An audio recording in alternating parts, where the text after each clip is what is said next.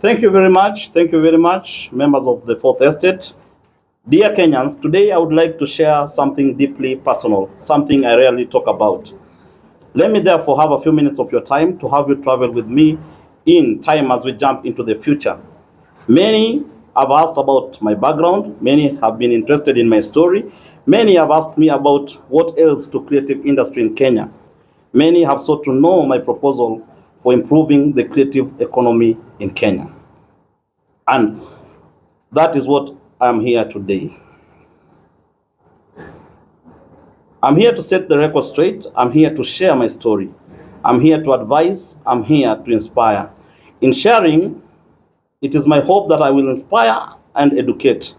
More importantly, I hope that all the listeners will be entertained.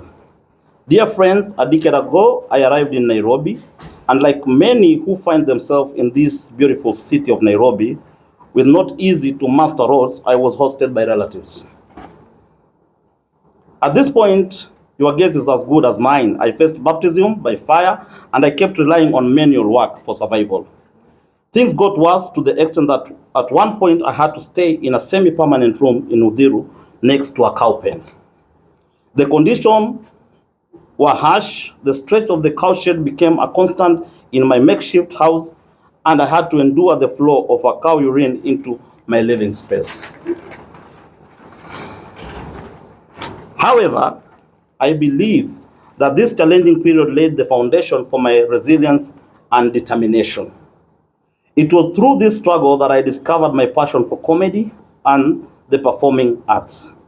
Little did I know that this hardship would be the crucible for my transformation into a recognized figure within Kenya's cultural landscape. Many of you know that in 2022, I ventured into the political arena, expressing my interest in the presidency, but recognizing the slim chances of victory, I withdrew my candidacy to support His Excellency William Samoei Arap Ruto.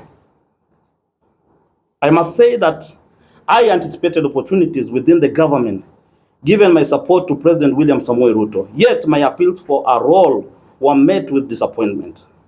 The few times I tried to lobby for a position in the government to represent the aspiration of youth was met with harsh criticism from senior government officials, noting that I ranked extremely low in the hierarchy of potential placements.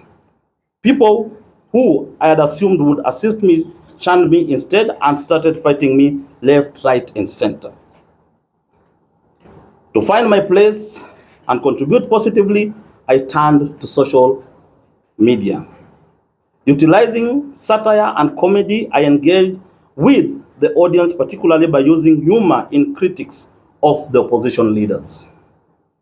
However, guided by well-meaning advice from friends and strangers alike, I shifted my focus exclusively to comedy, ultimately cultivating a significant and supportive following. Today, along luminaries such as His Excellency President William Samoei Ruto, the Prime Minister Baba wa Taifa Raila Amolo Odinga, Faith Kipyegon, Eliud Kipchoge, I proudly stand as one of Kenya's most recognized figure in Kenya and East Central Africa. My success serves as a testament to the incredible impact of nurturing and promoting artistic talent. I must admit that online media played an instrumental role in shaping my trajectory. In this experience fuels my unwavering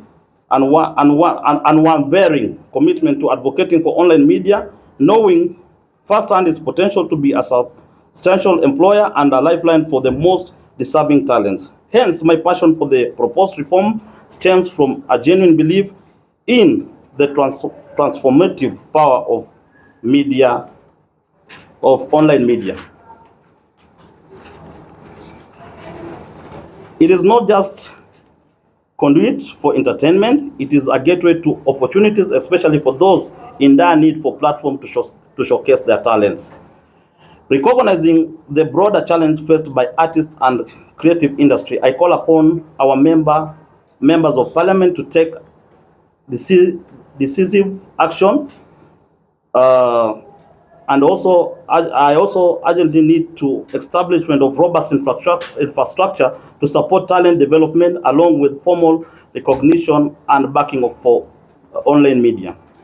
Additionally, I propose the facilitation of government advertising within creative sector to foster growth and sustainability.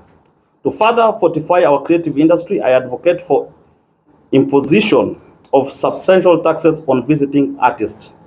Waiver should only be granted if promoter actively engage local talents for collaborative performance during such event. Moreover, I strongly recommend the enactment of legislation mandating that 85% of content in our media houses be produced by local artists. Failure to promptly implement the essential reforms will be granted as an affront to online media and artists. In response, I prepare to lead a concerted campaign for change. In recent discussion with 10 sitting MPs, I have received assurance of their commitment to champion these causes. I want to make it clear that my commitment to this proposal is not mere rhetoric. I pledge to ensure that members of parliament who do not support this crucial reform lose their seats. This is not an idle threat. It is a promise that I, along with fellow artists and media advocates, will actively work towards. In conclusion, let us stand united in fostering an environment where talent can thrive and where the creative industry becomes a powerhouse for our nation's prosperity. Together, we can bring out the change we envision and secure a brighter future for countless upcoming artists waiting for their moment in their spotlight. With gratitude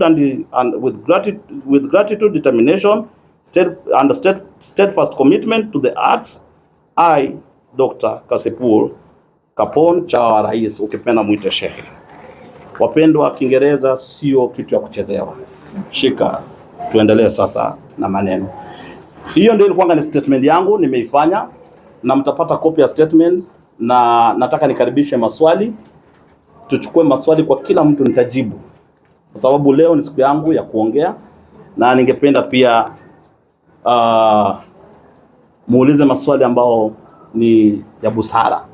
Kwa sababu nimejawa na busara kwa wingi sana, na ningependa nijibu. Asanteni, nakaribisha maswali. Cassypool, ni kaka Jamie hapa. Swali langu ni, nimeona kuna bango linasema ni yetu si yao. Determination. Leo tunataka kujua kipi ambacho kinahusika kwenye maneno. Determination ni initiative, ni kama movement